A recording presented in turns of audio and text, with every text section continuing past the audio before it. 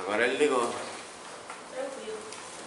Bom, pessoal, nós vamos então hoje, para finalizar o trovadorismo, que não é muita coisa, conforme nós vimos, que as coisas são bem definidas, nós vamos fazer exercícios hoje.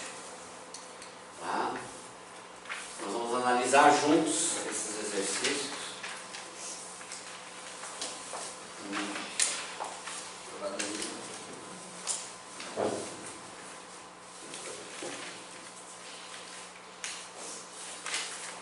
Então, lá nós temos um texto, tá, do Martim Kodax.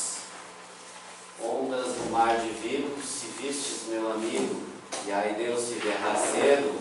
Ondas do mar levado, se vistes meu amado, e aí Deus se verá cedo. Ali tem a tradução do que é o verrar, é virar, né?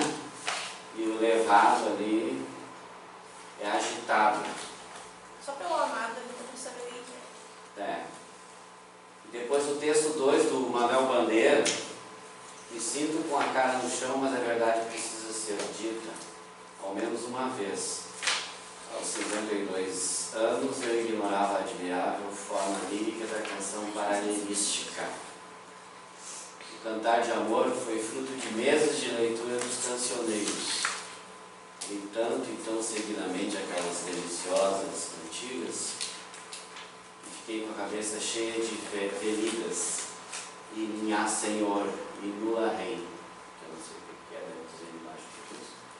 Sonhava com as ondas do mar de vinho e com romarias a San Servando. O único jeito de me livrar da obsessão era fazer uma cantiga. Bom, as questões ali, um dos temas mais explorados por esse estilo de época é a exaltação do amor sensual entre nobres e mulheres camponesas. O que vocês acham? Não. Não, né? Óbvio. Que as mulheres, então, eram submissas, né? E a questão do amor sensual, ela se dá no amor de amigo, não é? Que é o gênero lírico, né? O gênero lírico, amor, cantigas de amor, é a questão da mulher submissa, e o gênero de amigo, então explorava essa sensualidade da mulher, mas que o homem escrevia com Eulírio, lembra? Desenvolveu-se especialmente no século XV e refletiu a transição da cultura teocêntrica para a cultura antropocêntrica. Óbvio que não, né? Foi no século XII, do XI para o XII, né? Devido ao grande prestígio que teve durante toda a Idade Média, foi recuperado pelos poetas da Renascença, época em que alcançou níveis estéticos insuperáveis. Óbvio que não, né? Aí, tanto no plano temático como no plano expressivo, esse estilo de época absorveu a influência dos padrões estéticos grego-romanos, o que não é verdade. Então, valorizou recursos formais que tiveram não apenas a função de produzir efeito musical, como também a função de facilitar a memorização, já que as composições eram transmitidas oralmente. Então essa aqui se encaixa mais com o contexto que nós vimos, não é? Depois nós temos a Sinari, a alternativa, afirmação falsa sobre as cantigas de escárnio e maldizer. A principal diferença entre as duas modalidades satíricas está na identificação ou não da pessoa atingida. O elemento das cantigas de escárnio não é temático, nem está na condição de se omitir a identidade do ofendido. A distinção está no retórico do equívoco, da ambiguidade, da ironia ausentes na cantiga de maldizer.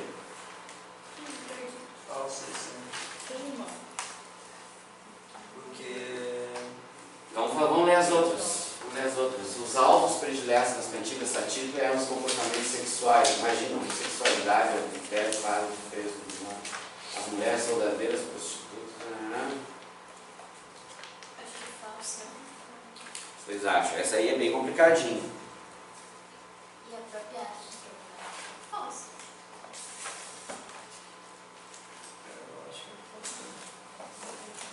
Escárnio e maldizer. Lembram que a de escárnio tínhamos a questão do... Vou pegar aqui para relembrar. Nas questões de escárnio, vamos analisar aqui. O gênero, então, nas de escárnio, o gênero era satírico, lembra? E nós tínhamos na de escárnio a indireta e nas de maldizer aquela crítica direta. Temas escabrosos, pode ser assim.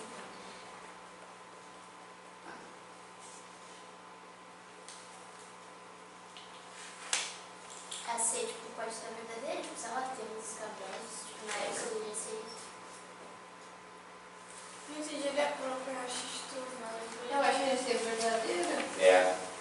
Bom, Porque a gente fala de prostitutas. Mas é que eles falavam mal das pessoas, e eu acho que isso daí era tipo os insultos. sim, mas exatamente. Eles Não que ele falavam. falasse de prostituta, mas de repente chamavam as pessoas de prostituta. Sim, era a forma indireta. No caso, era, né, não era maldizer, era descarga indireta. Entende? As cantigas satíricas perfazem cerca de uma quarta parte da poesia contida nos cancioneiros da língua portuguesa. Revela que a liberdade da linguagem, a ausência de preconceito ou censura institucional ou estética pessoal eram componentes da vida literária do período trovadoresco. Isso é verdade, elas faziam parte, né, dos cancioneiros, né? Algumas composições satíricas do cancioneiro geral e algumas cenas dos altos. Isso aqui está bastante atrelado na linguagem livre dos antigos trovadores. Essa questão aqui está bem complicada. Ela envolve, sabe o que é? Eu até não era para ter colocado aqui que ela envolve um pouco do humanismo também. Vamos pular ela. Peraí. Vamos ver. Ah, desculpa, tá certo. Era bem que estava errado, né? Vamos voltar aí. Porque escárnio não é temático, ele está na condição de se omitir a identidade É a B? E ele, tipo, ele tá na condição de omitir quem não tá, é o maldizer que falava. Exatamente. Tipo, livramento mesmo. Exatamente isso. Exatamente isso. Então a B é a certa e a errada. Sim. Tá, vamos. Aqui, ó. Essa aqui que é interessante. Ó. Essa aqui é bem fácil. Eu adoro essas questões de 3 e 4. Eu gosto, eu mais gosto. Sobre as principais características do trovadorismo estão corretas. Primeiro, movimento literário da língua portuguesa. O trovadorismo surgiu no período da qual a escrita era pouco difundida. Por esse motivo, os poetas transmitiam suas poesias oralmente, na maioria das vezes cantando. Está óbvio, né? Foi marcada pela transição do mundo medieval para o mundo moderno, conduzindo as artes ao renascimento cultural. Na literatura deu-se a consolidação da prosa historiográfica, do teatro e da poesia palacena. Isso aqui é um tema essencialmente do humanismo que nós vamos ver depois. Isso é falso? Essa não é. Essa não é. Isso aí depois nós vamos entrar no humanismo e vocês vão... Aqui esse... É que isso aí não tá no renascimento. Tá, isso então, essa segunda ela acontecia, só que não é desse conteúdo. Essa aqui não é desse conteúdo, essa é do humanismo. Mas acontecia? Claro. Por isso que aí é a sequência, né? Quando a gente entrar no humanismo, vocês vão conseguir fazer essas... O que é o humanismo? O humanismo é o fim da idade média, né, para a idade, alcançando a idade moderna. Depois nós vamos ver isso. Não sei se nós vamos ver hoje, nós vamos lá. Os primeiros textos da literatura portuguesa receberam o nome de cantigas, tradicionalmente divididos em cantigas de amor, de amigo, escárnio e maldizer. Representadas por nomes como Dom Duarte, isso aí a gente viu o Dom Diniz, o Pai Soares de Taverosa, Garcia, entre outros. Essa tá certa. Inspirado na cultura clássica grega, latino, o trovadorismo foi marcado pela introdução de novos gêneros literários, entre eles romances de cavalaria e a literatura de viagens. Mas tinha de viagens, cavalaria tinha de viagens. Ah, você vai ter pega ratão. Exatamente. Isso aí é Analisou bem.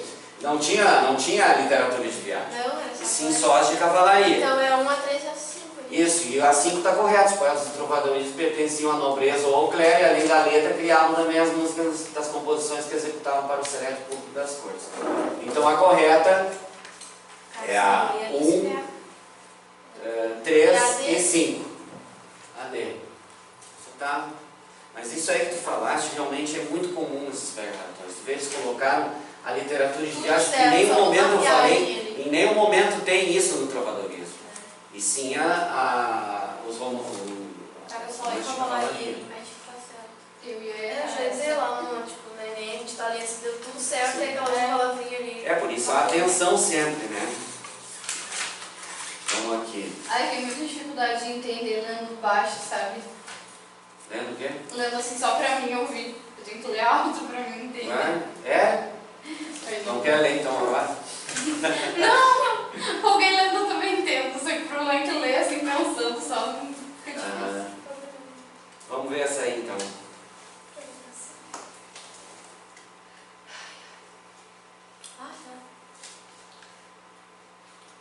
Perguntar-vos, quero por Deus, Senhor, fremosa, que vos fez mesurada e de bom preço. Que pecados foram os meus que nunca tivestes por bem de nunca fazeres bem. Eu sempre busco. Na cantiga de Dom Diniz predominam as características de uma... O que vocês acham? Cantiga de amor. É, de amor. Exatamente, na cantiga de amor. Nem precisa ler ela. Por quê? O que eu disse para vocês? Ó, quando tem Senhor, já caracteriza. Lembra que o trovadorismo tem isso. Não vai ser muito diferente, tá Que nem entendendo? aquela tinha só ali, amado, aí tu já sabe que é de Exato. amigo.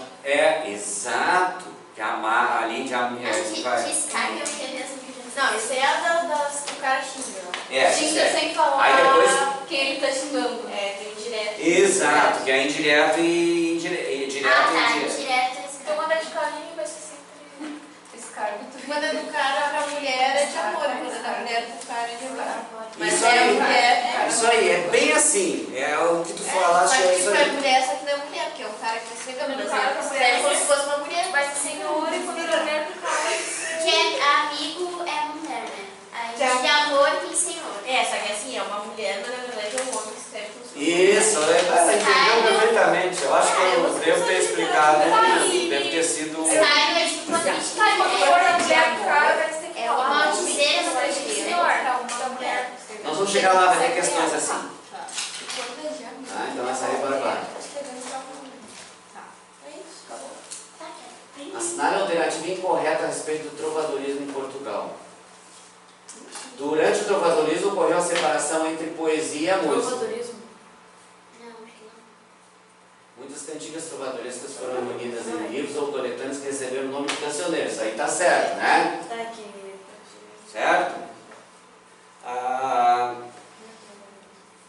Aceita certa também. nas cantigas de amor há um reflexo do relacionamento entre o senhor e vassalo na sociedade feudal, distância e extrema submissão. Óbvio, né? Nas cantigas de amor é o que mais fica claro isso. Tá fazendo uma rima.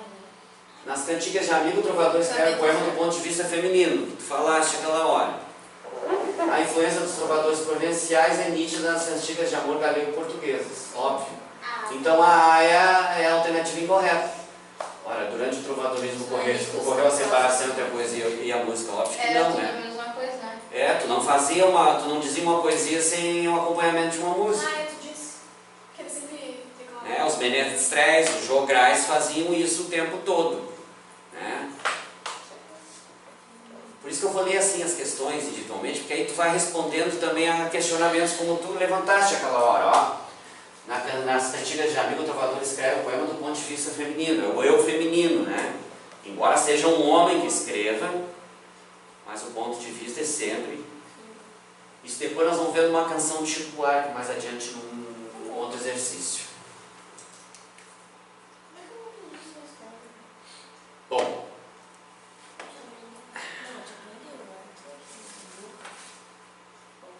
deixa eu só passar por uma outra parte aqui. Vamos lá então.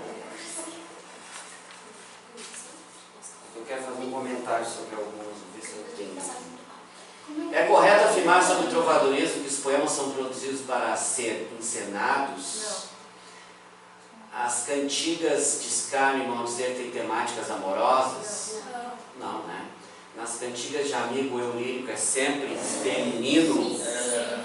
Então a resposta certa, aí já eliminando as outras, é a C. As cantigas de amigo têm estrutura poética complicada? Óbvio que não, né? É muito claro, né? Aquela coisa da mulher esperando o amado, o amigo, que é o namorado, né? Sinônimo de namorado. As cantigas de amor são de origem nitidamente popular. Não, óbvio que não. Né? Olha aí, ó. Isso aí são de vestibulares, ó. Isso aí da prova do A cadelinha, exército. cara, nem entendi. Do exército. Entendi. Exatamente. E Mackenzie é aquela lá de São Paulo, né?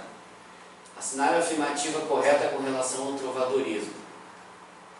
Um dos temas mais explorados por esse estilo de época é a exaltação do amor sensual entre nobres e mulheres camponesas. Não, porque o feminino aquele. De amigo Exatamente. que tinha mais essa De amigo. Tá.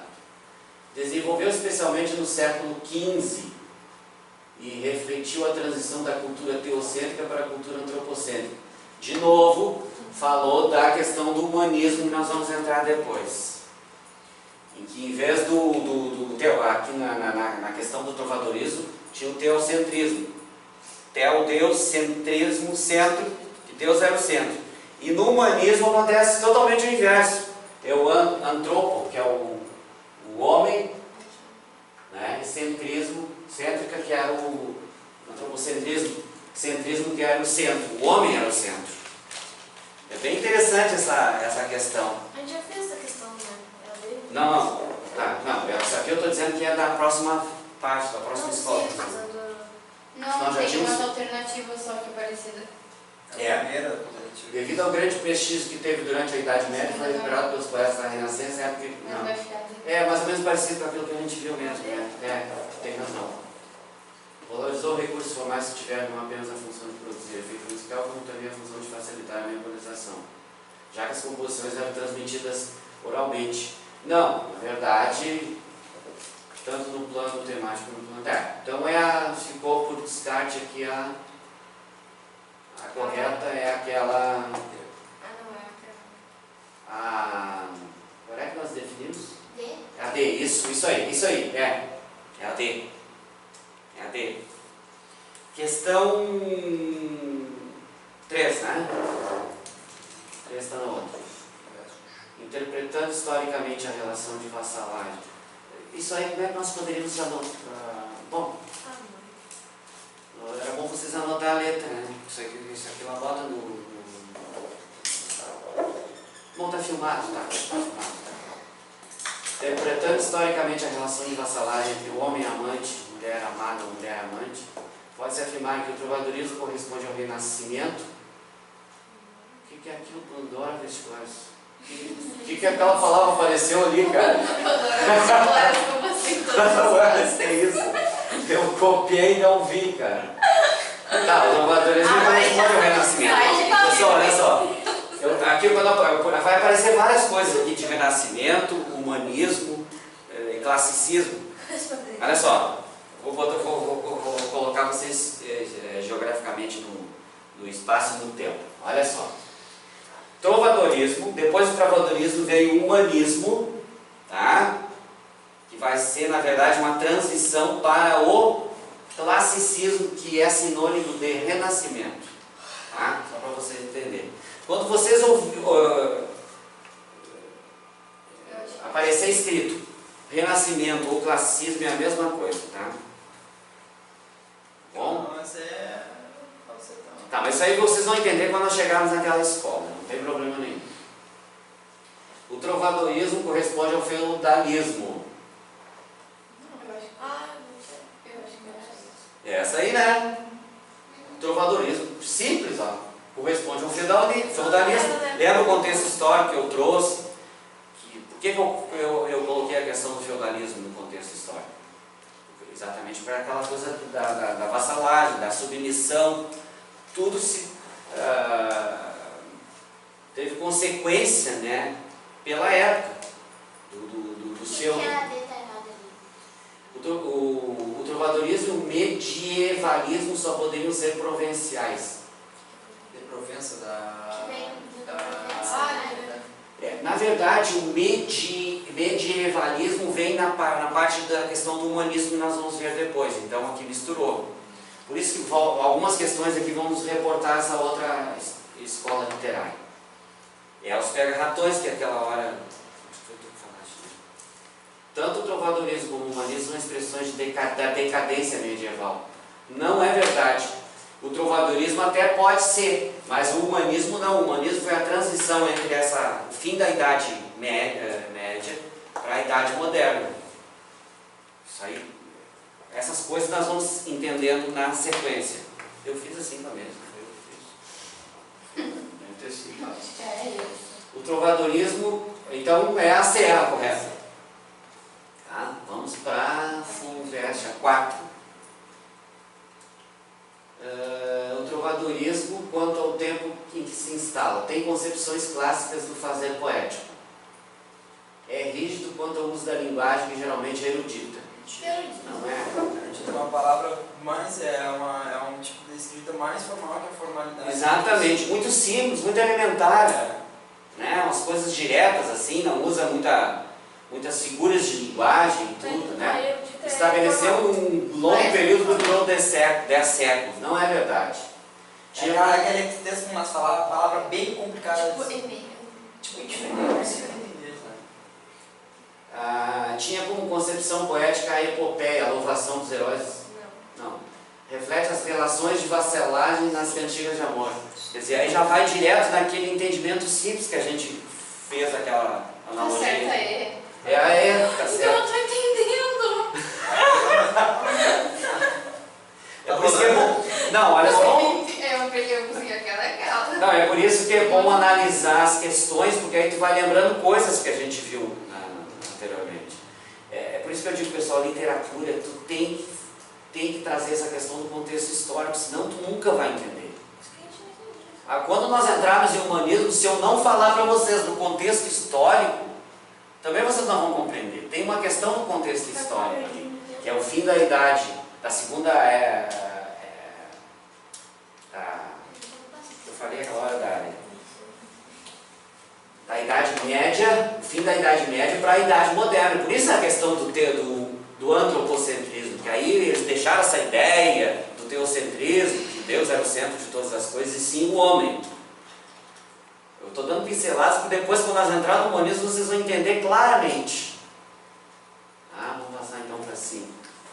Vou tomar uma aguinha aqui. Essa é muito simples. Se Pedro II vier aqui com história, eu boto ele na cadeia. Oswald de Andrade. O título do poema de Oswald remete o leitor à Idade Média. Nele, assim como nas cantigas de amor, a ideia do poder retoma o conceito de... Relação de vassalagem. Exatamente, relação de vassalagem. É que tipo, tá claro, Né? por causa do feudalismo. Exatamente. A idealização do amor, isso seria uma coisa mais específica, uma cantiga de amor, e não é o que está se falando ali, né? Igualdade entre as pessoas, nem pensar, né? Porque naquela época não existia essa igualdade, muito antes pelo contrário. Saudade de um ente distante, se nós estivéssemos falando de uma cantiga de amigo, né? De amigo. Um ente, um namorado, lembra? Do eu feminino. Bom, sobre o trovadorismo em Portugal, essa aqui é bem legal. Sobre o trovadorismo em Portugal, é correto afirmar que sua produção literária está escrita em galego ou galaico português e divide-se em poesia, cantigas e prosa, novelas de cavalaria. O que vocês acham? Eu acho que sim. Né? Essa aí está clara demais. Utilizou largamente o verso decassílabo porque sua influência é clássica. Não. Já está no clássico. A produção poética daquela época pode ser dividida em lírico amorosa e prosa doutrinária. Não. Isso aqui até tudo bem, mas isso aqui Mas já... a D também, né? A D também, né? As cantigas de amigo têm influência provençal, mas aqui ficou uma coisa meio generalizada, tu está entendendo? E a provençal, na verdade, seriam as cantigas de amor, que elas tinham mais essa coisa. As outras As outras não. Mas esse é o particular mais difícil. A prosa trovadoresca tinha claro o objetivo de divertir a nobreza, por isso tem cunho satírico. Não necessariamente. E não tinha isso, sabe? Não era para divertir a nobreza. Era para expressar mais sentimento. Exatamente, olha aí, ó. Vamos expulsar da prova. Mackenzie, lá, o 7. Marquinhos também mandou os vestibulares. Assinale a alternativa incorreta a respeito do trovadorismo em Portugal. Durante o trovadorismo ocorreu a separação entre poesia e música. Acho que nós já vimos isso aí, né? Não sei. Tá, então aqui já está a alternativa. Ah, não, é incorreta. Incorreta, né? Aí, olha só, incorreta. Então é a primeira. É. Estranho fazer aquele chimarrão que é. Muitas cantigas trovadorescas foram reunidas em livros ou coletâneos que receberam o nome de cancioneiros. Isso aí nós vimos. Cancioneiro da Ajuda, lembram? Qual é o outro cancioneiro? O da Biblioteca Nacional de Lisboa, não é? Pois é, né? Eu sei também. Então muitas cantigas trovadorescas foram reunidas em livros ou coletâneos. Lembra os livros, aqueles livrão que eram escritos à mão? A pena? Que eles repassavam e Isso! Ó, nas cantigas de amor é o reflexo do relacionamento entre o senhor e vassalo na sociedade feudal. Distância e extrema submissão. Certíssimo. Tá certo, né? Isso aqui é bom, essas questões, para a gente relembrar o que foi dito. Não, sim, mas... Então, não, ela tá certa essa afirmação, porque aqui nós marcamos a incorreta lá, né? Que era... Ah, né? A incorreta é o resto tudo é certo. O que é provençal que eu não lembro? É de Provença. Provença, na Itália. Lembra que o trovadorismo surgiu em Provença, entre o século XI e XII? Em Provença, Ah, tá. tá? Nas cantigas de amigo, o trovador escreve um poema do ponto de vista feminino. Essa aqui que tu gravou bastante. A influência dos trovadores provenciais é nítida nas cantigas de amor galego portuguesa, óbvio. É nítida a influência. Então a A era errada. Né? Como tu não separava a poesia e a música, eram juntas. Né? E aqui eles disseram que ocorreu a separação. Esse é o grande problema, às vezes, de uma questão, tu não está focado, tu não está atento. Ocorreu, só que não nesse período, né? Sim, não nesse período. Nesse período, tu era proibido de dizer uma poesia sem música. Sim. Não existia isso. Né? Por isso que eu digo que o trovadorismo é bem fácil de entender. É a aula. Bom, assinar a alternativa incorreta a respeito das cantigas de amor. O ambiente rural é rural ou familiar? Lembra que eu falei o que era rural na época? O que era rural? Eu vou mostrar alguma coisa aqui para vocês. Ah, porque eles falavam dos lugares. Olha aqui, eu vou mostrar. Eu tenho aqui impresso para mostrar para vocês. Trovador assume o lírico masculino. É o homem. Eu acho que Se não é expressão. Ó, lembram, ó? Gênero lírico, cantigas de amigo. O eu lírico feminino, cultura popular rural, lembram? Tá? Sensualidade, erotismo, paralelismo, lembram? Então, Mas familiar não é. o ambiente é rural ou familiar? Essa é errado porque ele é rural, não é familiar. Tá, olha aqui, ó. Assinar a alternativa incorreta a respeito das cantigas de amor. E está nas cantigas de amigo. E a extra que eu Das cantigas de amor, tá?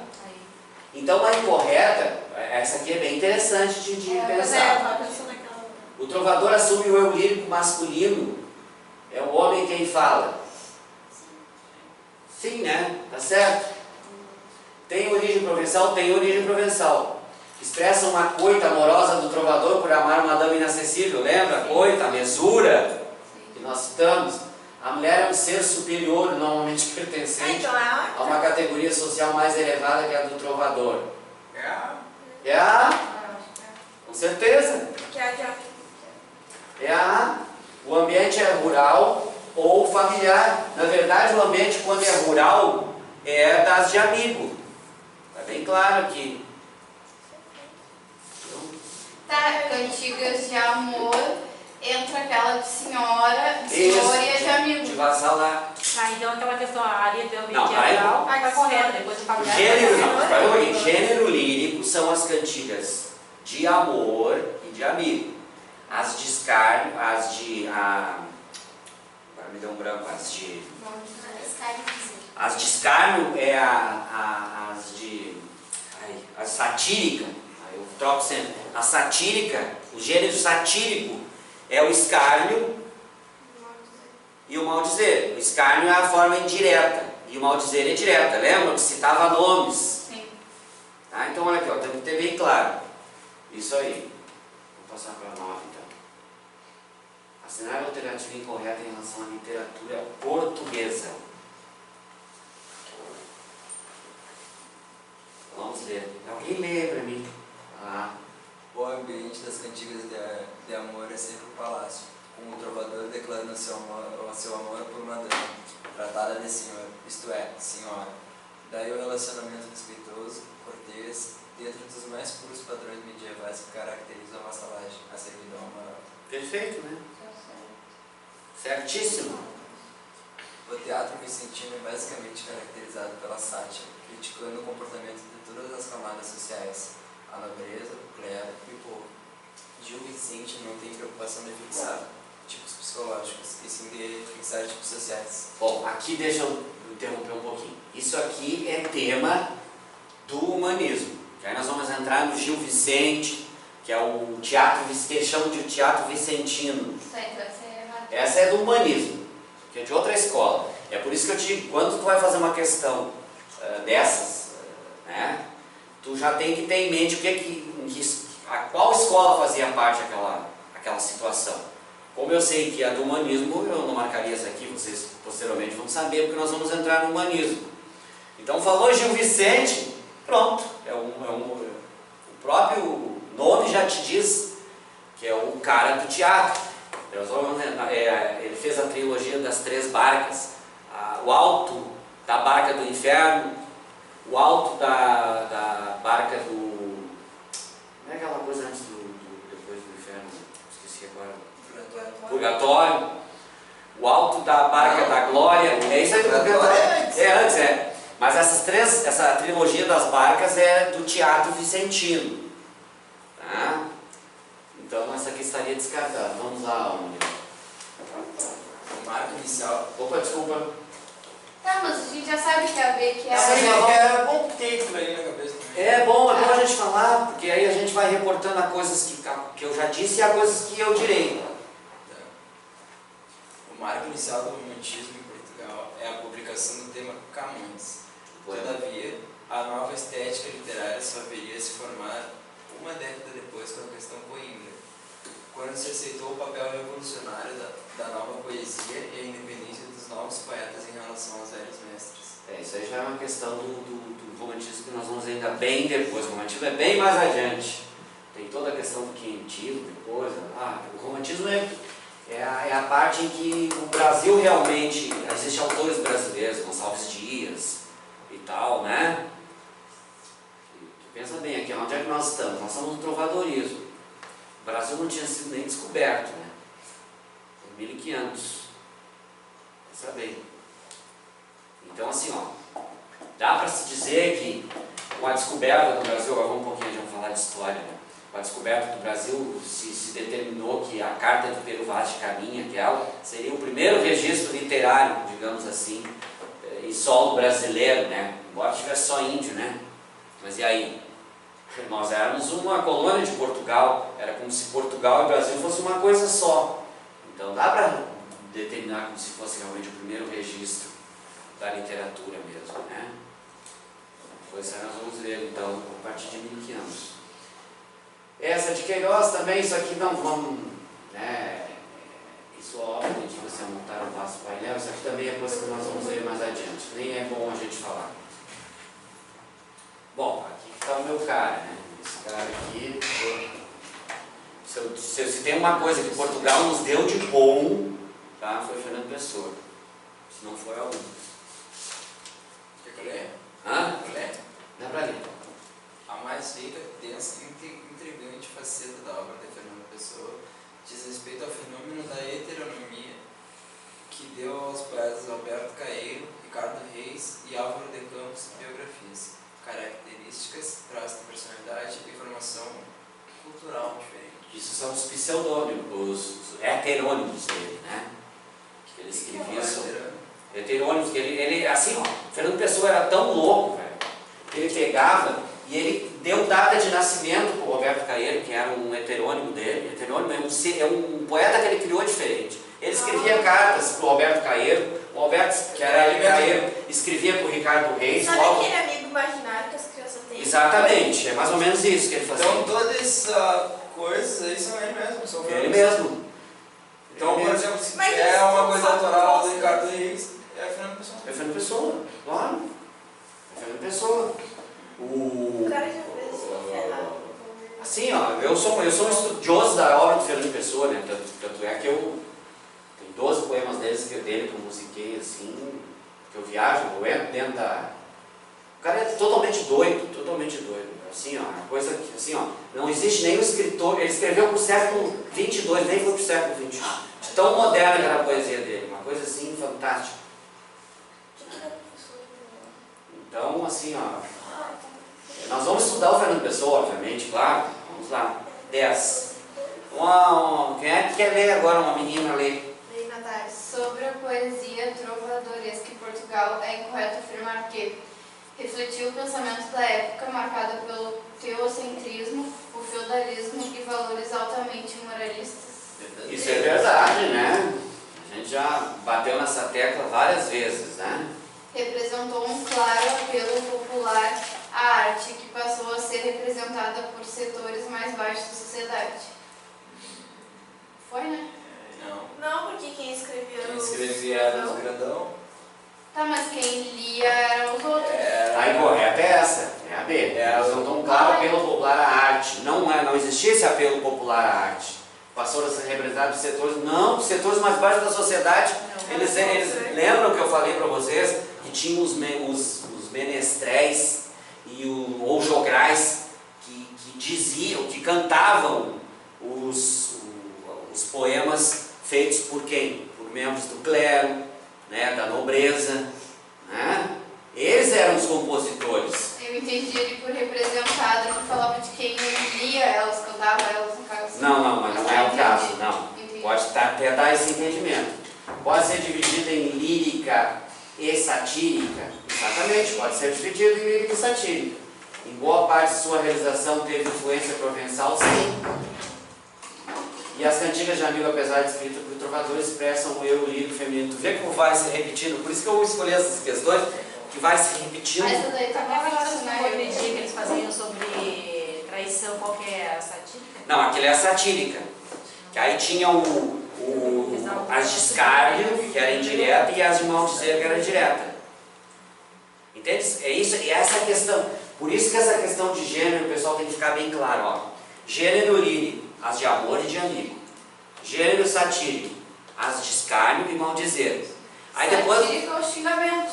O xingamento, exatamente. Só que é de forma indireta, a de escárnio, e a direta de maldizer. Sim. Por que essa questão do gênero eu vou sempre trazer à O que tona? é cada um, eu já entendi. Só o lírico e o satírico, assim, que Porque aqui, quando nós falamos de Gil Vicente ali, que eu falei que era do humanismo, aí nós vamos ter o gênero dramático. Olha só que interessante, nós vamos sair dessa questão. o gênero da Vitória. Aí é a questão do teatro, que é o que vai ficar bem claro no humanismo. Então essa questão de gênero, sabe, é muito importante.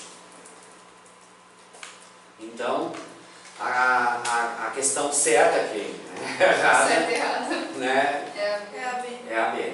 Tá? A 11 agora. Releia com atenção a estrofe. Fez-se de amigo próximo o distante, fez da vida uma aventura errante, de repente, não mais que de repente. Continua. Tomemos a palavra amigo, todos conhecem o sentido com que esta forma linguística é usualmente empregada no falar atual. Contudo, na Idade Média, como se observa nas cantigas medievais, a palavra amiga significou Namorado. Isso aí ficou muito claro, né? Ah, tu vai conhece.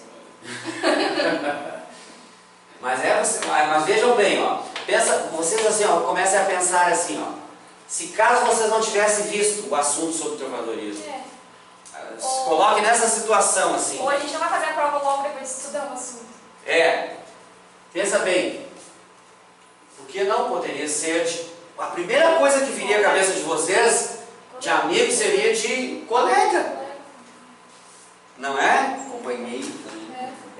Mas assim, ó, o colega assim seria muito mais, porque a gente normalmente quando é colega, a gente subentende essa coisa de já ter uma predisposição à amizade, né? Então vejam bem como é interessante a gente bater nessa questão. Tá, que amigo mesmo, só como é que é a expressão? Era amigo, mas ali Misturada é a mesma coisa. para eles era. Na questão da poesia, da poesia escrita, né? Só um pouquinho, vamos deixar bem claro. Isso na questão da poesia escrita. Eles determinavam assim. Safadinho. Que era pra ela não dizer que tava... Exatamente. É isso aí. Vamos chegar agora nas posições. Qual é a próxima? Só tem 12. minha amiga. Só pode sim. As caras Eu vou botar os números certos no Facebook. Foi. Ai, dona Feia. Ai, dona Feia. Foste você deixar, porque vos nunca ouve meu trombar, mas ora quero fazer um cantar em que vos louvarei. Por todavia e vedes como vos quero louar. Dona Feia, velha e sandia. Isso é uma cantiga de escárnio, né? Sim. É de escárnio. É um gênero satírico, né? Assim não é informação. A correta a respeito do trecho, ó. Qual é a certa? Tá pedindo a certa? É a, né? Aqui ficou muito claro, né? Nossa, eu quero essas. Ali foi o primeiro documento escrito em língua portuguesa, 1189. Que isso? Nada a ver, né? Trata-se de cantiga de amigo, não é uma cantiga de amigo, foi escrito durante o humanismo, imagina. Faz parte do Alto da Feira. Mas isso são coisas, é isso que eu digo para vocês, se vocês não soubessem agora o que é o trovadorismo, poderia se confundir, por exemplo, né? Eu ia dizer, meu Deus, esse cara, eu vou escrever. Eu ia chutar. Tava a Bíblia escrevendo isso. Vocês lembram que quando nós falamos do trovadorismo, que se iniciou em 1100 existia dúvida entre as datas, 1189 e 1198, lembram disso? Né? Para mudar de escola, quanto tempo levou para o humanismo? Em 1418 iniciou o humanismo. E o humanismo terminou em 1527. Vocês estão vendo que depois a coisa é muito mais rápida, não se demorou tanto tempo. Aqui inicia o classicismo em 1527. Em 1418, em 1434, depois nós vamos ver que tem uma correção aqui. Inicia-se o humanismo. E aí ela dura bem pouquinho e já vai para o classicismo. Olha que interessante isso. E as escolas posteriores depois vão tudo muito rapidinho assim, sabe? É tudo muito rápido a transição entre uma e outra. Tá, vamos para 13 então. Nas cantigas de amor, o trovador expressa o amor à mulher amada, encarando algum objeto acessível a seus anseios. Não. O trovador, velada ou abertamente, ironiza personagens da época. O eu lírico é feminino, expressando a saudade da ausência do amado. O poeta pratica a vassalagem amorosa, pois em postura platônica expressa seu amor à mulher amada. Existe a expressão de um sentimento feminino, apesar de serem escritos por homens. Não. Então qual é? D. Ah, gente, tá afiadinho. Viu? Ó, Quero fazer vocês uma fizeram prova sozinhos, agora. né? Acho que disse só isso. Pode passar o simulado aí, professor? Pode? É o simulado. Mas só isso daí também, né? Porque nem Só, começou todo jeito. Mas aí que tá, pessoal, ó. Pelo menos alguma coisa de literatura. A questão das escolas literárias, elas nunca, olha só, isso é interessante dizer, elas nunca vão ser bruscas, a ruptura nunca vai ser brusca, tá entendendo? O humanismo vai trazer muitas características do trovadorismo, entende? E aí vai trazer também características novas. Aí depois a mesma coisa vai acontecer. Humanismo por classicismo. Ou renascimento. Quando falar em classicismo, eu quero que vocês gravem isso. Renascimento. Não, cara. Tá, tomar. Vamos adelante. 14. Quem que lê? Aqui essas gurias aqui que não leram ainda. Aqui desse lado esquerdo aqui. Bota que a Maria não. Ó, essa aqui vocês não vão. Não, essa aqui vocês vão pular. Porque essa aqui veio aqui de paraquedas, na verdade. Porque ela faz parte do humanismo, né? A Alto da Barca do Inferno como um todo indica a alternativa que melhor se adapta à proposta do teatro vicentino. Isso aqui nem vamos deixar isso aqui. Isso aqui eu vou confundir vocês, porque isso aqui a gente não estudou. Eles misturaram aqui essa questão. Tava no trovadorismo e estava misturado. E aí eu copiei e colei do jeito que eu achei. As narrativas que envolvem as lutas dos... lê essa aqui então. As narrativas que envolvem as lutas dos cruzados envolvem sempre um herói muito engajado na luta pela cristandade. Podemos ser a um só tempo frágil e forte, decidido e terno, furioso e cortês. No entanto, com relação à mulher amada, esse herói é sempre pouco dedicado, infiel, derrotado, indelicado, ausente e belicoso. Infiel? Não sei essa. Não sei. Isso aqui, essa questão aqui é mais uma interpretação do que qualquer outra coisa. Ela não está muito bem relacionada à questão da escola aqui. Ele é devotado. Concordo com ela que é devotado? Envolver devotado, não sei. É devotado. Correto, é devotado. Vocês viram isso aqui? Ó, isso aqui são coisas muito... Essas questões são muito características do Enem. Sabe?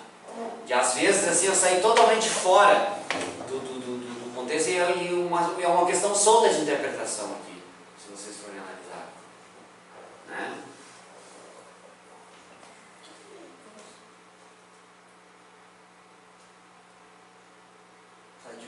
E também, se vocês forem analisar, agora eu fiz uma outra interpretação minha aqui, ó. Se vocês forem analisar aqui, ó, no entanto, com relação à mulher amada, esse herói é sempre devotado. Então, assim, ó, não deixa de ter um pouco também a ver com aquelas cantigas de amor, né? Se tu for analisar, né? Mais ou menos isso. Vamos para 16.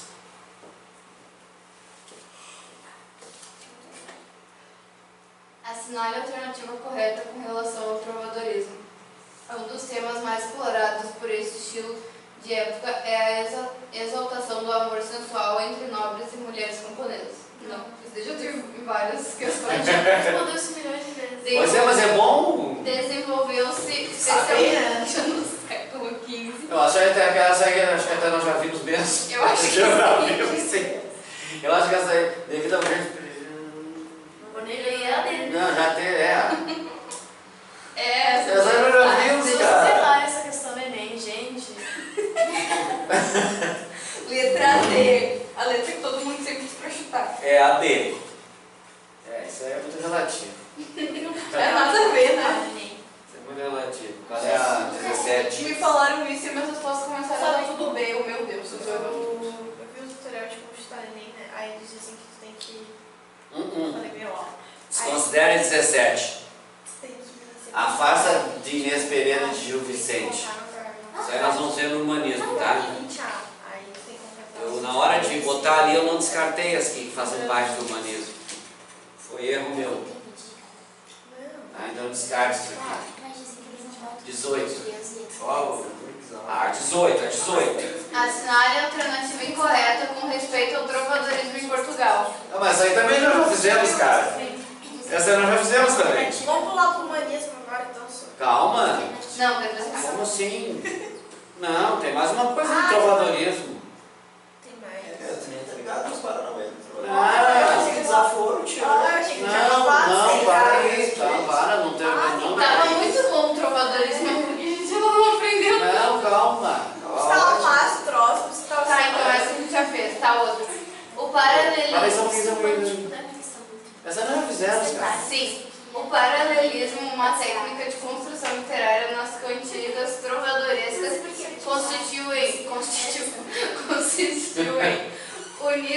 são mais cantigas com temas paralelos e aceitá-los em simultaneidade. Não. Sim. Vamos ler as outras. Um conjunto de estrofes ou um par de dísticos em que sempre se procura dizer a mesma ideia, apresenta as cantigas nas festas da corte, sempre com acompanhamento de um coro, reduzir todo o refrão a um dístico, Aqui essa questão é mais técnica, em cima da pressupõe que há estrutura sempre poética. dois elementos paralelos que se digladiam verbalmente. Chutar. Essa eu não sabia que Essa aí ficou bem confusa. É a B? É a B. Mas ela é confusa. Concordo. Tá, mas é que tem que ir matando, né? É, exatamente. O gorila lá é bom de matar. matar. Sabe como é, né? O par de dísticos. O que é esse par de dísticos? É aquela questão que eu falei para vocês, lembram? Que sempre tem o verso A e B e depois tem o refrão, lembram? Dísticos seriam isso, duas que rimavam, por exemplo, o que tinha o amigo com namorado com, não, o que era? Não, amado com, não me lembro, mas mais ou menos isso. Vamos então a 20. Das mais importantes novelas de cavalaria que circularam na Europa medieval, principalmente o Propaganda nas Cruzadas, sobressaem-se as namoradas fugidoras que fazem bailar para atrair o namorado ao mundo. Olha só! Essa é boa, cara. B. Os cavaleiros medievais concebidos segundo os padrões da Igreja Católica. Porquinho. C.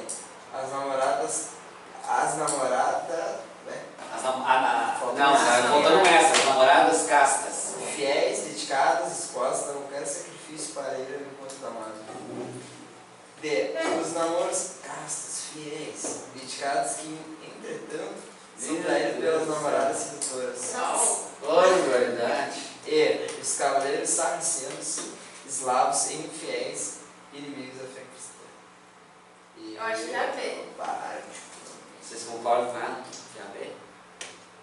Era a igreja católica. Vocês concordam com ela que é a B? Cruzadas Exato, tá bem claro ali, né? A questão das novelas de cavalaria, falava sobre os feitos dos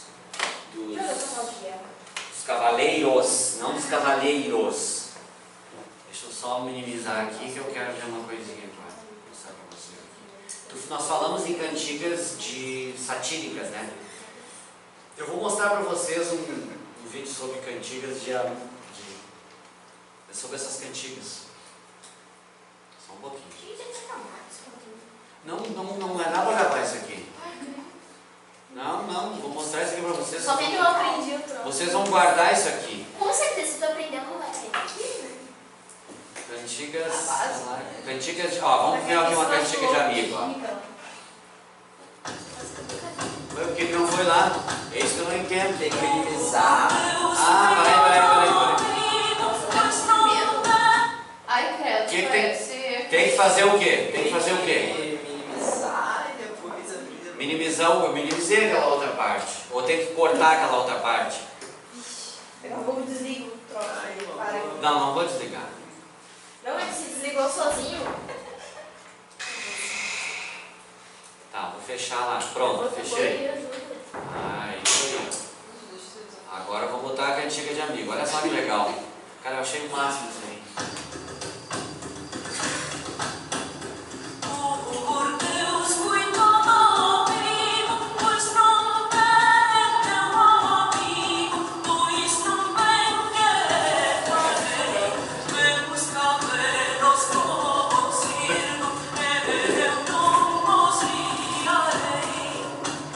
Nessa não bota o nome também, né? Só.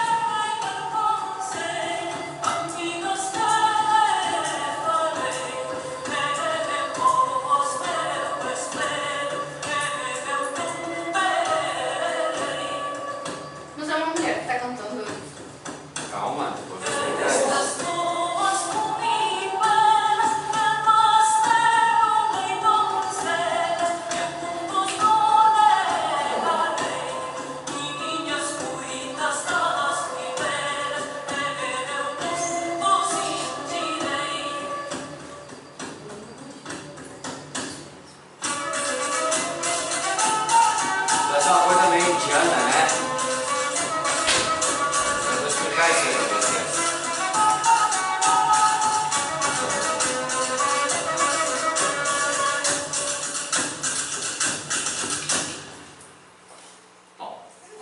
Pessoal, olha só que interessante. Ó, olha aqui. Isso tu falou que é uma mulher. Na verdade, isso não é uma gravação da época, óbvio, né? Isso é uma gravação recente, né? Isso aí é desse século, né? Que fizeram, resgataram. Isso é mais ou menos que nem aquela história. Quer ver uma coisa? Na nossa cultura gaúcha, por exemplo, o Barbosa Lessa, junto com o Paixão Cortes, o que eles fizeram quando viajaram no interior do Rio Grande do Sul? Eles pegaram e resgataram as danças, tipo, meu pezinho bota ali, aquela coisa toda, né? Então, a dança do tatu, essas coisas que eles vinham no interior do Rio Grande do Sul. O que eles fizeram? Eles resgataram isso e o Barbosa Lessa escreveu, então, canções, né, para caracterizar isso. Então, mais ou menos foi.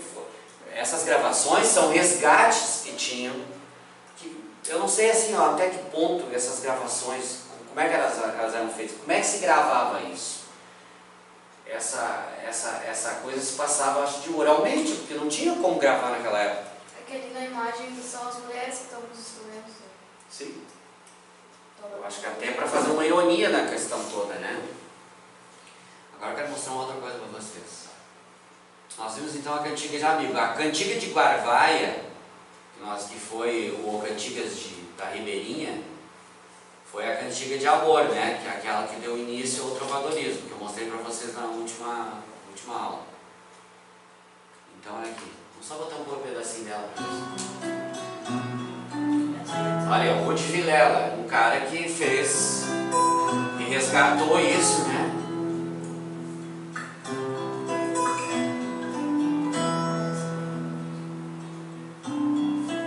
Então vamos colocar no tempo e no espaço. Cantigas de amor. Essa é a cantiga de amor. Aquela outra é a cantiga de amigo. Não me sei parelhar, Senhor, entre me for como me vai, camoiro por vós e ai, minha Senhor, Minha Senhor, vermelha, queredes que vos retraia, quando vos vi em saia. essa música é legal. Essa é muito legal, cara. Aquela outra eu não gostei. Não, gostei só da outra. Que vós então não me venha,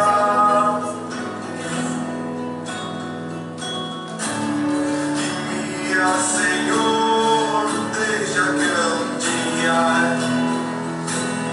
me foi a mim muito mal, e vós, filha de tão harmonis, e bem vos servilha, já veio por vós Guarvaia, pois eu, minha Senhor da vaia, nunca de vós ouvi ninguém, valia tua correia. Cara, lindo isso aí, cara. Esse ritmo medieval é uma coisa impressionante. Tem um poema do Fernando Pessoa, que é Análise, que eu musiquei com essa levada medieval, assim, sabe? Com violoncelo e tudo. É muito legal. Então, deixa eu mostrar uma outra coisa para vocês. Eu já mostrei a cantiga de amor. Essa é a cantiga de amor, a outra era a cantiga de amigo. Agora, então, eu vou mostrar para vocês a cantiga de... Onde é que tá aqui? Ó, de escárnio.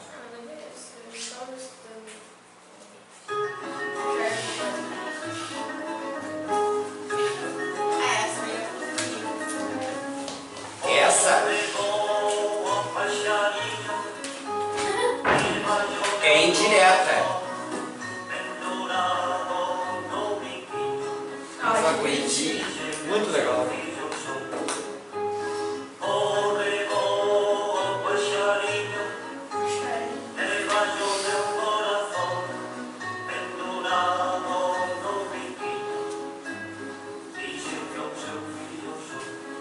É uma linguagem popular, lembra? O satírico.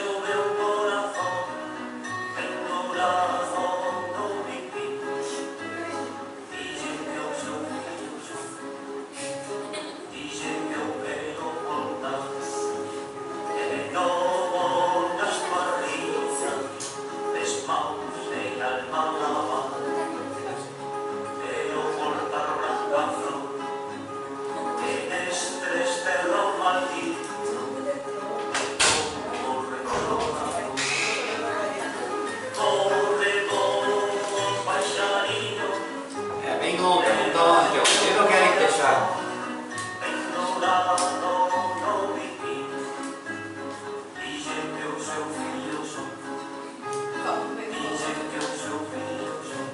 Ó, crítica indireta.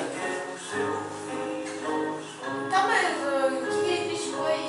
Quem que ele criticou?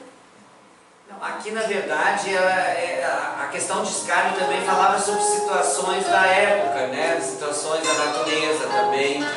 Entende? Ó, isso aí, ó. Olha só, isso é interessante, ó.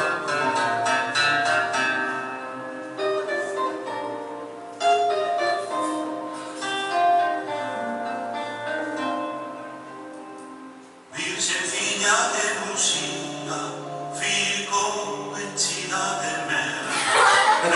Vamos dizer, ó. Se Viu só? se a Virgenzinha quisera, se a Virgenzinha quisera, ai lá, ni para bien, ni para mal, no lo queremos, no nos echan. Ni para bien, ni para mal, no lo queremos nunca más. Personajes de prestigio ven visitar a Galicia. Somos mesmos que nos truxeron a pobreza. É crítica direta essa aí, né? A pobreza e a injusticia. Ai lá, ai lá. Ni para bien, ni para mal, no lo queremos, no nos echan. Ni para bien, ni para mal, no lo queremos nunca más. No ha de esquecer Galicia, tanto Lembra que eu falei linguagem chula, lembra? Palavrões, de maldizer. Tanta rabia e tanto dano, ai rabia, ni para bien, ni para mal, no lo queremos, no nos echan. Ni para bien, ni para mal, no lo queremos nunca más.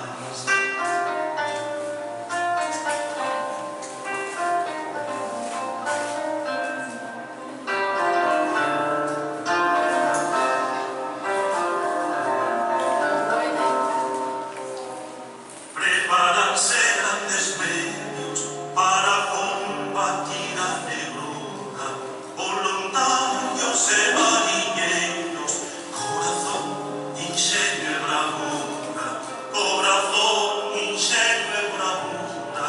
Eu tinha uma mistura do espanhol junto, né? Então, um português bem arcaico mesmo. Parece que eles escrevem bem como falam. É, meio estranho.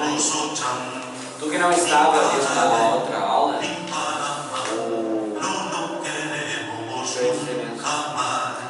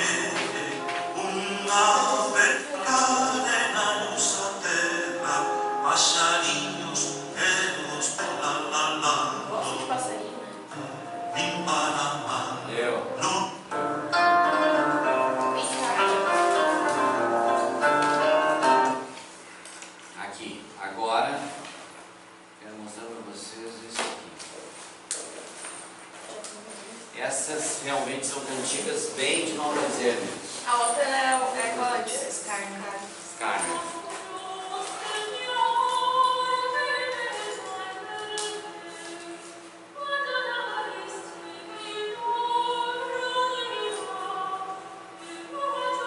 Isso é ruim. A letra já estranhei a mulher cantando assim. Ficou muito ruim, né? Não parece que tá prejudicando ninguém. Isso me lembra Vikings. Vikings. Você já olhou? Por que não assinei? A série? Iniciei, mas não consegui, não terminei. É bem legal. Sampaio é São Paulo. Eu acho que é mais ou menos nesse tempo, né? Porque ele podia ter várias mulheres, não era errado só com ele hoje em dia.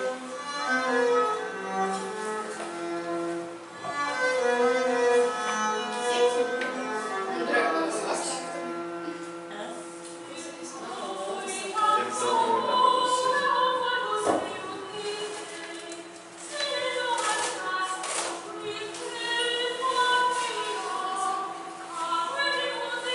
Vocês querem entrar no humanismo já? Mas é que delas vão perder muito.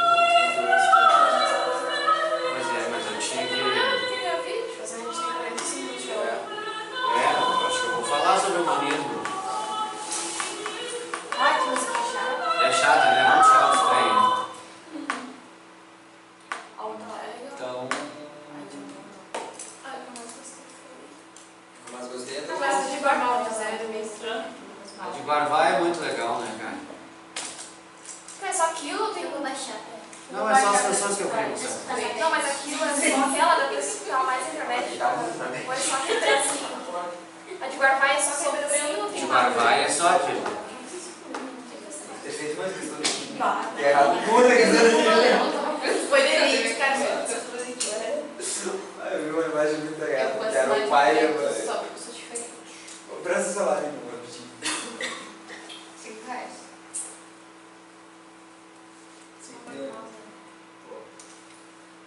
Já me devo dessa.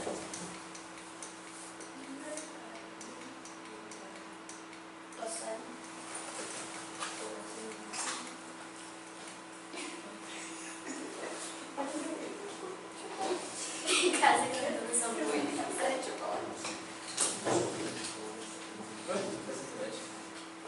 Bom,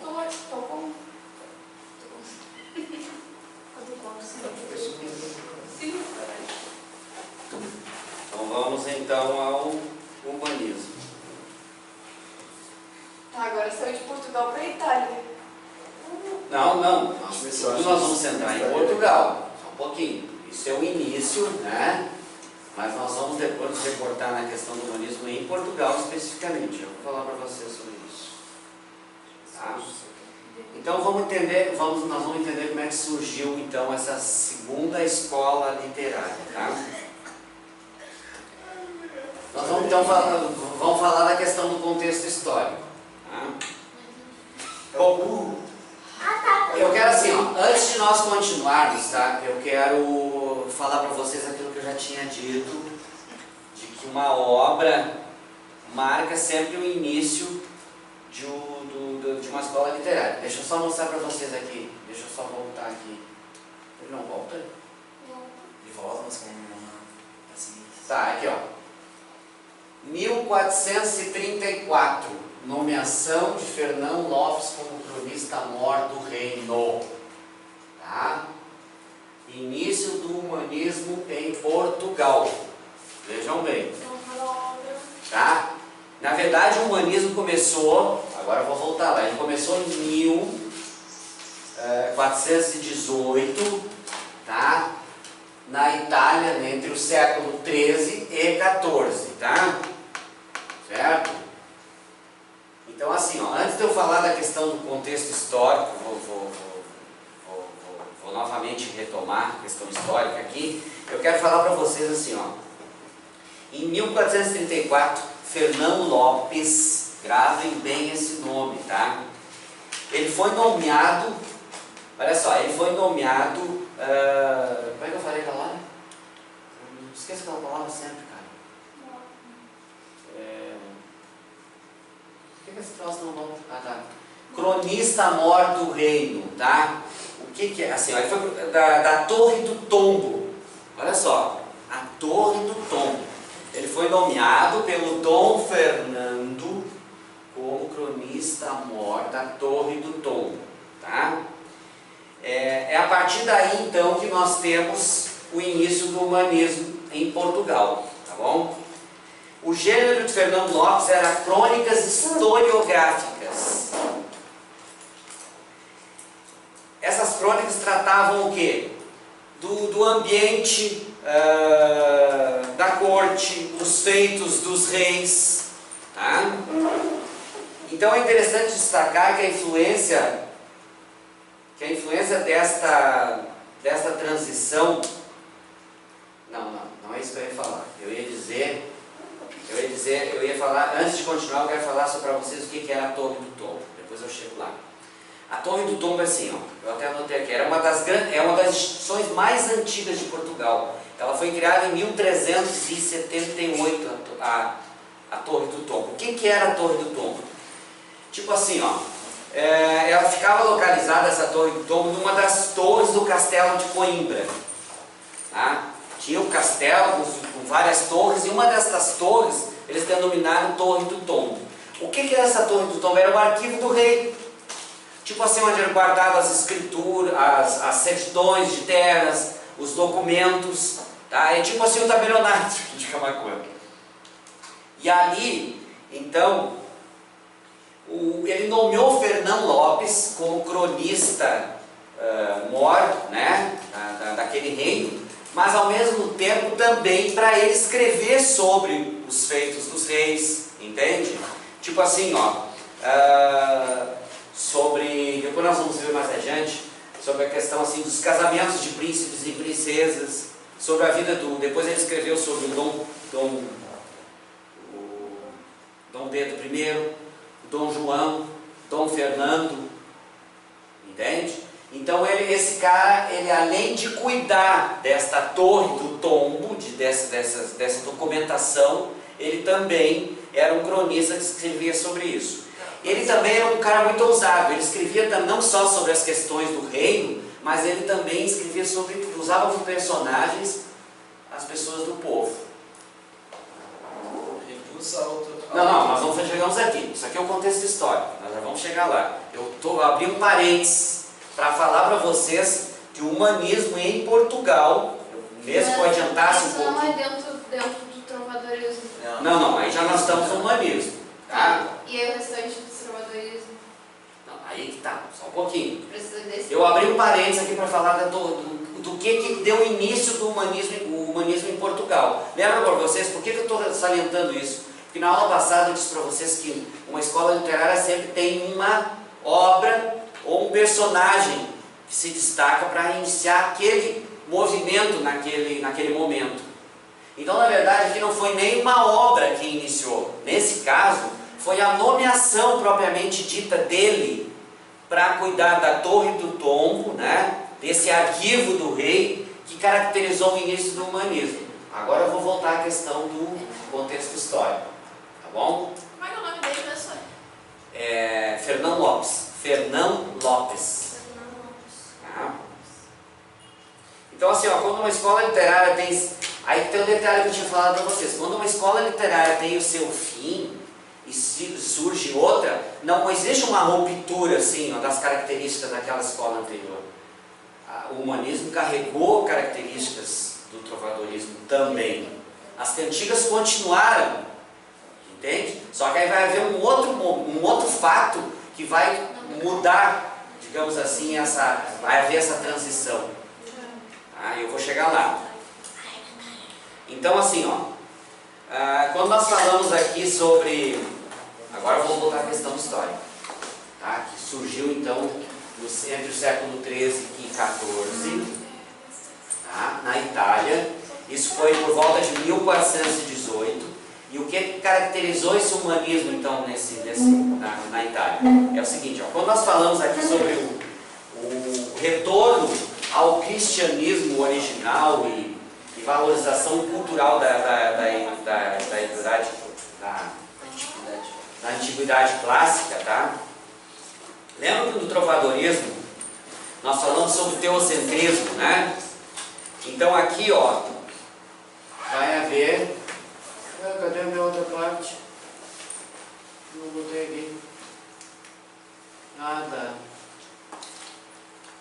Tá, depois nós vamos chegar lá, mas eu vou falar antes, eu vou antecipar. Quando nós falamos de teocentrismo, que o centro de tudo era Deus, aqui começa a haver nessa questão histórica da valorização do retorno ao cristianismo original e valorização cultural da atividade clássica, começa a haver, então assim, ó, em que o homem começou a ser o centro de tudo. Por isso a questão, ó, liguem bem, ó, humanismo. Por que a palavra humanismo é de humano, né? Então tem uma coisa a ver. É que nem aconteceu aquela vez no trovadorismo. Pode parecer um pouco embolado o que eu vou falando, mas depois vai ficando mais claro, porque eu vou me repetindo nas questões posteriores, tá? As pessoas então começaram a pensar mais, né? A analisar o porquê de alguns dogmas, certo? Daquela imposição que havia por parte da Igreja Católica. Né? Então aí por isso, através disso nós podemos então, ó, entender aqui, ó, essa parte aqui, ó. Se pretendia regenerar a igreja, tá? Na verdade, não existia assim, ó, não tinha uma rebeldia, não existia ainda uma rebeldia contra essa imposição da igreja. Era uma coisa meio velada, certo? Como assim? Tipo assim, ó.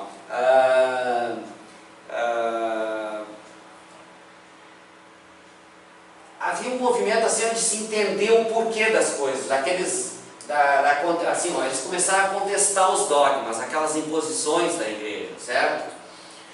Aqui então entra a questão da repulsa ao autoritarismo que tinha por parte do clero, principalmente por parte do clero. O clero tinha essa questão de tornar todo mundo e fazer essa dependência, aquela questão da vassalagem que nós já tínhamos nos referido, né? Então essa repulsa aqui ao autoritarismo então ficou muito clara nessa questão. Vejam bem agora nós vamos retomando. Deixa eu só pegar aqui o item. Então eu falei da questão da contestação de dogmas, porque a igreja,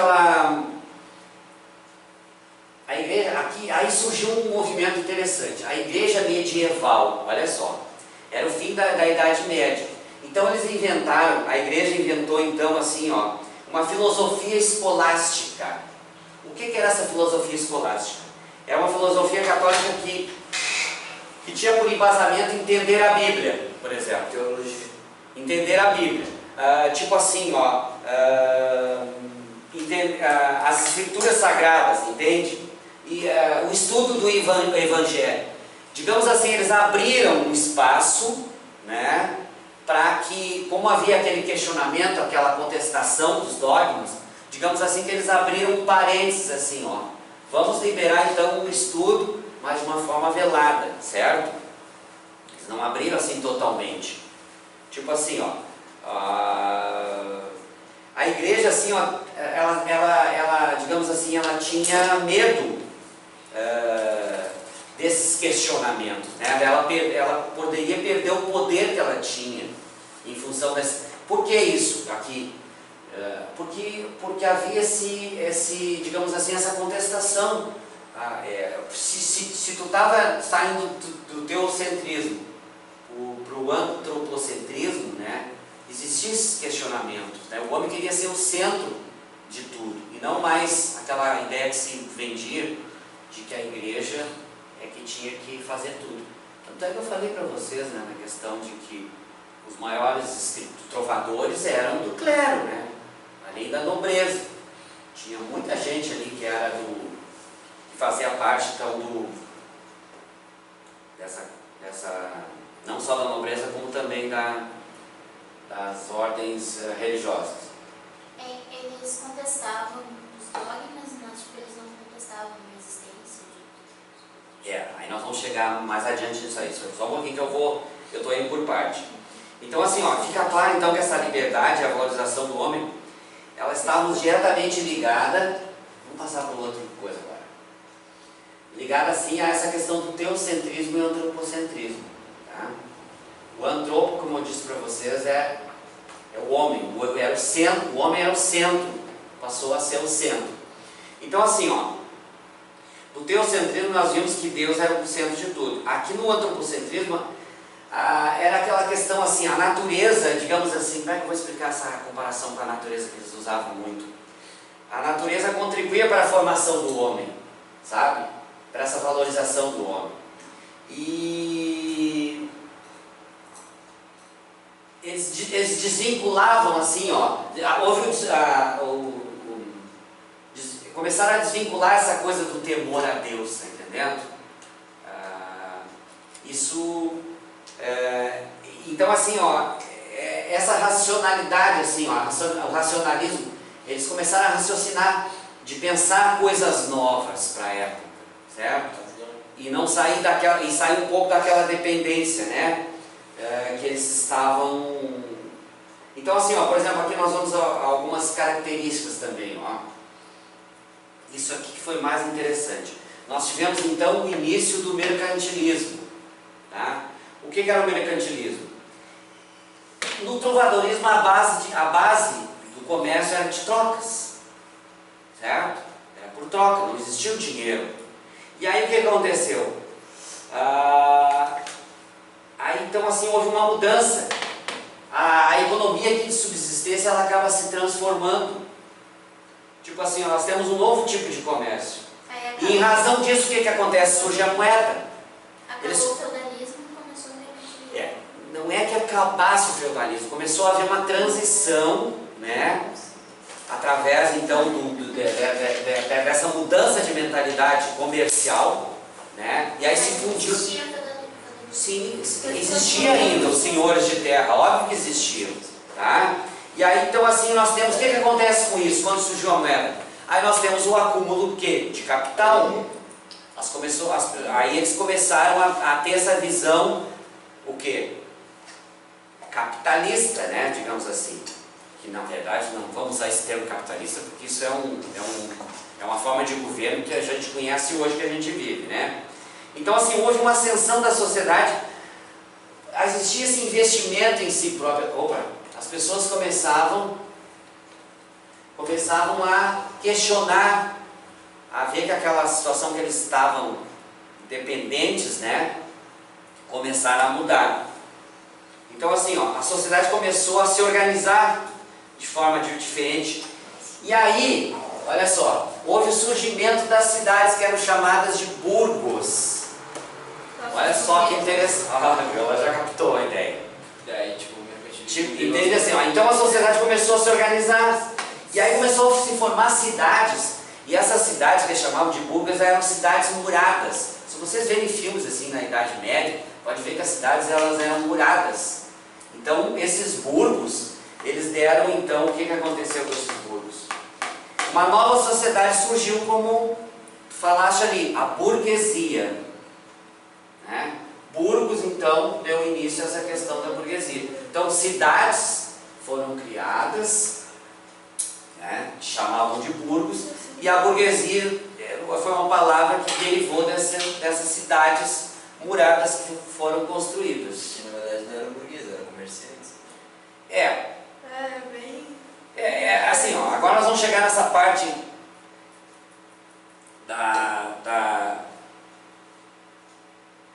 Então assim, ó, aqui também, eu estou falando parcialmente, mas depois nós vamos detalhar isso aqui. Aí depois, nessa mesma época, nessa mesma término do século XIII para a entrada do século XIV, houve também a invenção da imprensa, pelo Gutenberg. Que aí foi aquilo que eu falei para vocês, em vez das publicações serem escritas, né, a pena, dentro daqueles livros enormes, já começou então as impressões serem feitas através de caracteres. A invenção da imprensa, assim, ó, mudou radicalmente a questão da literatura na época. Mas eles inventaram o quê? Como é que isso passava? A invenção da imprensa é assim, ó, são máquinas que foram criadas, né? Porque assim, ó, tu é jovem, mas eu peguei ainda a época que o jornal O Camacuã, aqui na cidade, era feita, teve um jornal em Camaquã que se chamava o jornal O Camaquã. Meu avô acreditava nele. Olha aí que interessante, cara, é testemunho Foi até. o primeiro jornal que teve. Sabe como é que era feito? Ele te contou como é que era feito? Ah, Tu tinha, por cima, mas tu tinha assim, por exemplo, ó, aqui era uma caixinha, certo? E aí tu botava os caracteres assim, um por um, com as letras ali, sabe? E depois passava uma tinta ali, Como se fosse quadrinho. era uma coisa assim, ó, muito arcaica, sabe? E o Camaquã, todo o jornal era feito dessa forma, era feito artesanalmente. Professor. Um por um. Hã? Era feito. Não. Eles faziam uma matriz, certo? Ah, tá. Sim, era uma matriz que se fazia com esses caracteres dentro de caixinhas e tal. E aí depois se passava numa prensa, né? E aí saíam vários. Ah, bom, pensei que era um. Não. Não era um por um. E Professor, quando as pessoas falam, pareceu bem arcaico, o que significa? O que é esse? Arcaico é sinônimo de antigo. De antigo, digamos de ultrapassada, que nós nos referimos à língua portuguesa. A forma arcaica de se falar era o galego português. Aí depois o que aconteceu? Aí houve uma evolução na língua portuguesa e aí se falou esse português. Mas agora há pouco tempo não houve uma mudança na língua portuguesa em que nós não acentuamos mais ideia, né? Agora há pouco tempo. voz me seguir. Essas coisas assim, o português hoje de Portugal está muito parecido com a nossa língua. Assim, ó, praticamente a mesma coisa. Não tem muita diferença. Tá? Então assim, ó. E aqui nós temos. Por que eu passei adiante, meu velho? Aqui, ó. Aqui nós tivemos a nova valorização da filosofia de Platão. Isso aqui é muito interessante falar. Tá? O que aconteceu? Ó? Então assim, ó, a mulher sai daquela condição de ser comparada à Virgem Maria, aquela questão da espiritualidade, né, de submissão, e a mulher começa a ter uma, digamos assim, começa a ser vista de uma maneira diferente. Tipo assim, ó, de uma forma física, carnal, digamos assim, né? Feminismo não existia nessa época. Hã? Feminismo. Não, óbvio que não. Não, óbvio que não. Então aqui, ó, e também aqui a descrença ao destino. Isso é muito interessante. Isso aqui é muito interessante. Então assim, ó, tinha-se aquela ideia de que se a pessoa morresse pobre, ou nascesse pobre, ia morrer pobre. Ou nascesse rico, ia morrer rico. E na verdade isso aqui deu assim uma ideia de que, por exemplo, tu poderia fazer parte de uma classe social, né, mais baixa, mas que tu também poderia chegar, por que não, a uma condição melhor. Isso tudo, essas ideias, pessoal, isso que eu quero deixar bem claro. Essas ideias se deram, por isso que eu gosto de pegar essa questão do contexto histórico, em função deste movimento humanista, em que o homem começou a ser o centro de tudo. Eles saíram muito daquela ideia assim, ó, teocentrismo, Deus é o centro de tudo, e eu estou fadado meu destino está fadado a ser desse jeito, a ser servo, e eu vou morrer assim. E na verdade o que aconteceu com essa questão da valorização do homem, eles começaram a pensar mais em si mesmo, sabe, como ser pensante, a ser um ser reflexivo, né, com relação às coisas, que as coisas não vinham prontas para aí, a natureza está aqui, a natureza está sofrendo, se modifica, eu também posso me modificar. Veio muito uma ideia de igualdade, então. Sim, começou a ter esse tipo de coisa, né? O individualismo também, as pessoas começaram a ser mais... Porque antes a coisa acontecia de uma forma muito... Era em cima de uma coletividade, sabe? A igreja pregava alguma coisa, tu tinha que cumprir aquilo. Sem questionar. Tu não poderia questionar. Pessoal, é aí que eu quero fazer um parâmetro na questão da literatura. O que eu disse para vocês do trovadorismo? Quem é que escrevia? Eram os membros do clero, eram os membros dos palácios, e aquele da corte, isso, e os vassalos lá, os servos, eles não podiam escrever. Quer dizer, teoricamente eles não podiam. Aliás, aqueles que cantavam as composições dos membros do clero e dos palácios, os menestréis e os jograis, né, que eu falei, eles até poderiam escrever se tivesse capacidade, mas vejam bem o que acontecia. O lado da corte era proibido de cantar, ele só escrevia. Lembra que eu falei? Era proibido, terminante proibido pela sociedade dele cantar. Isso também, de repente, era uma imposição até da própria igreja, né? Que tinha que ter aquela diferença. Eles dividiam muito essa coisa. Aqueles lá, os menestréis, o povo, eles que vão cantar o que nós escrevemos. Tinha muito essa coisa assim, eles dividiam muito isso. Tá? Então aqui, ó, o humanismo então vai trazer então para a arte, isso que eu falei, essa perspectiva nova. Essa perspectiva assim de valorização do homem. Tá? Então assim, ó, ele vai... isso então vai influenciar, como eu disse, a produção artística. Aí então assim, ó, por exemplo, no trovadorismo, quando nós tínhamos eu quero fazer essa analogia para vocês aqui, do teocentrismo. Um dos grandes... Deixa eu ver por expoente, eu não vou fazer essa analogia. Vamos falar do Gil Vicente, então. O Gil Vicente. Deixa eu passar para outra lá. Deixa eu ver se eu tenho outro. Não é aqui. Não tem. Vamos usar essa mesma. Assim, ó. Aquele expoente que eu falei para vocês, que era o Gil Vicente, tá? Então agora nós mudamos de gênero. Nós vamos para o gênero dramático. Tá? Então assim, o teatro, ele estava muito vinculado a essa tradição oral, sabe? E funcionava muito bem essa coisa do gênero dramático com o povo. E isso fez com que essas questões do humanismo se destacassem. Por quê? Agora eu vou dizer para vocês por quê. O Gil Vicente, ele traz duas modalidades. Cara, eu tiro o esquema dele, cadê? Parece um pouquinho, vou passar adiante para ver se eu não acho aqui. Cara, eu acho que eu não botei o Gil Vicente. Não, mas eu não posso ter perdido o Gil Vicente. Agora eu fiz... Não, agora eu tenho que fazer o seguinte, tenho que botar aqui o troço. Só um pouquinho, tá? Vamos chegar no Gil Vicente. Vou chegar no Gil Vicente.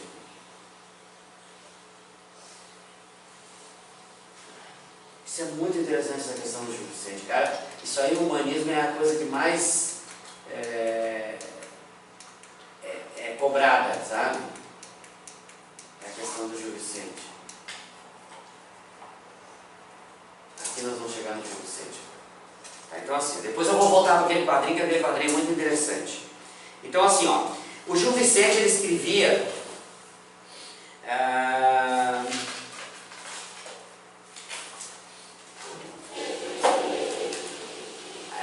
assim, ó, no trovadorismo nós tínhamos a tragédia e a comédia, tá? O Gil Vicente, ele trabalhava muito com essa questão do humor, sabe? Então assim, ó, ele tinha duas modalidades que ele escrevia, que era o alto, agora nós vamos chegar no alto daquilo que nós falamos, e as farsas. Gravem bem isso, alto e farsa. Então assim, ó, o alto, o que é o alto? O alto são peças teatrais com uma temática religiosa. Olha só, ainda tinha temática religiosa, tá? Só que ela era tipo assim, o que a gente chama hoje, assim, uma pequena peça. Ela era assim, ó, era uma crítica que ela criticava, digamos assim, ele poderia criticar tanto a igreja, como falar bem da igreja. Alto, por exemplo, normalmente é uma coisa que fala ou bem ou mal, mas é uma peça religiosa, certo? Alto significa uma peça religiosa, sempre vai ser uma peça religiosa. Ela pode falar bem, como pode falar mal. Então assim, ó, a farsa é uma crítica, tipo assim, ó, uma crítica de costumes, por exemplo. Tipo assim, ó, nós tínhamos uma sociedade, tinha o fim da Idade Média, caminhando para a Idade Moderna. Então assim, ó, as peças do Gil Vicente, elas faziam uma crítica com esse humor Mas assim, ó, nada muito revolucionário. Entende por que eu estou destacando isso? Porque não é porque tu estava começando essa questão do humanismo que tu já ia, assim, ó, digamos, criticar diretamente as coisas. Então, até porque ele... Vai ser muito repreendido também. Sim, eles tinham muito cuidado com isso. Então, assim, ó, não era nada muito revolucionário. Ele não chegava a transformar, assim, as raízes daquela sociedade ainda medieval, entende? Então, tipo assim, ó, então, ele botava um dedo na ferida, vamos usar essa alegoria, mas não atingia, assim, totalmente aquela questão. Então, assim, ó, em 1502, agora vamos determinar isso aqui, a questão do Gil Vicente. 1502, então, é o início de uma obra que ele lança. Olha, vejam bem, eu estou falando aqui, ó, não é aqui, isso aqui, o início do humanismo em Portugal foi em 1474, com a nomeação do cronista mor, Fernão Lopes, tá? Mas aqui, em 1502, tá? É o início, então, digamos assim, tem essa obra do Gil Vicente, a primeira obra dele, que é o Alto da Visitação.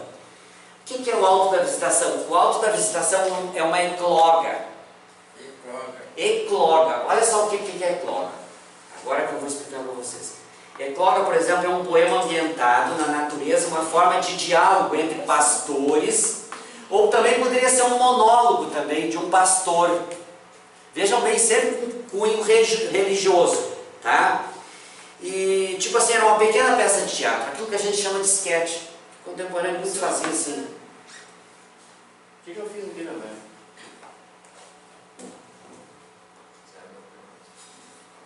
Tá, vou voltar lá. Deixa eu ver. Vamos voltar para aquele outro quadrinho de desenhozinho que eu quero voltar ali, que agora nós vamos entrar lá. Os bonequinhos ali.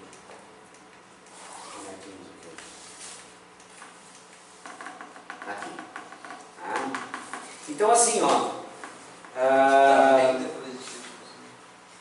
Então assim, ó, essa questão dos altos fica muito claro com a trilogia das barcas que eu falei para vocês.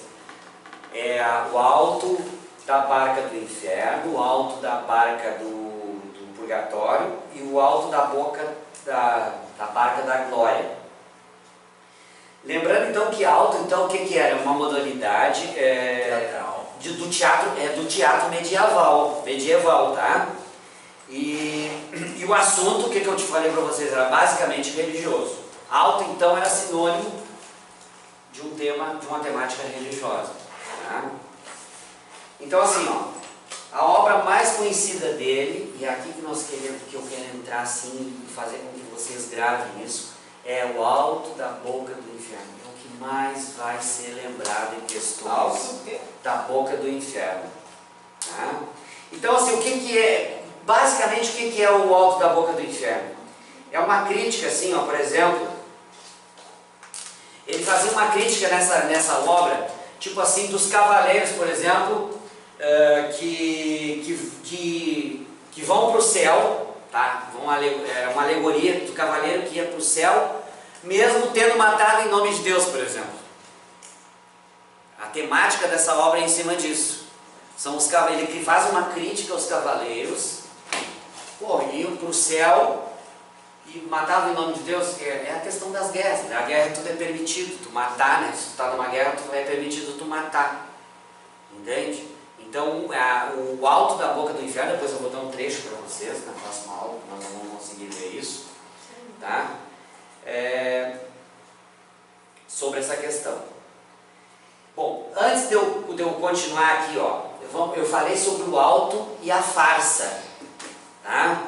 A farsa aqui, então, é uma crítica dos costumes das pessoas da época. Por exemplo, a farsa de Inês Pereira. Isso é uma farsa conhecida do Gil Vicente. Eram peças de teatro, entende? Isso aí tudo que eu estou falando, são peças de teatro escritas por ele. Então assim, ó, o que era a farsa de Inês Pereira? Era uma criada da classe média portuguesa do século XVI, por exemplo. E ele falava então da vida dessa criada e tudo. Tem a farsa do velho da horta, olha, isso é muito engraçado. Eram coisas de humor. A farsa do velho da horta era um senhor bem velho, casado, em que ele cortejava as moças que iam lá comprar hortaliças na horta dele. Olha que interessante. Então ele fazia digamos assim, criava essas peças em cima de situações da sociedade ali em que ele vivia, certo? Então assim, ó, Quem criava? o Gil Vicente, nós estamos falando do Gil Vicente, por isso o teatro vicentino, isso foi muito forte nessa questão do humanismo, tá?